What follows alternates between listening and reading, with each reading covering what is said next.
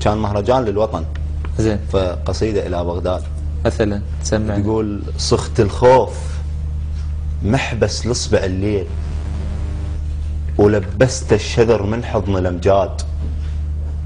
أمس نار اليأس تحرق بالأفراح، ذكرت طيبة هلي وطفوه الأجداد. الله. جبت شدة فرح من جيب الأحزان، وعلى راس الوطن طشيت الأعياد. حفرتان الصبر ودفنت الأهداف، ودرت حفنة جروح بحلق العناد. أشق بالموت وانقذ من الأيام، وعقدت انا الحياة بكوخ المراد.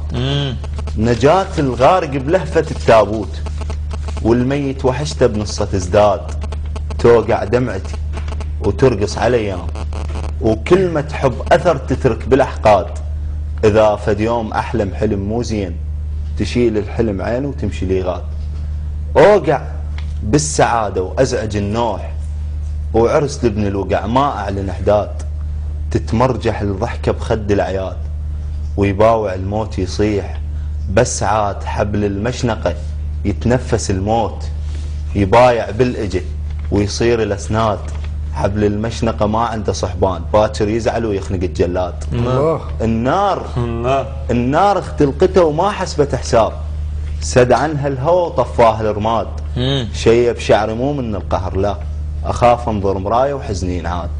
وذليت الحزن زنجلته بافراح، وقفلته بقلب ما يلقى بغداد. تستاهل الاول. الله يخليك. تستاهل الاول مصطفى، حسب تقدير يعني.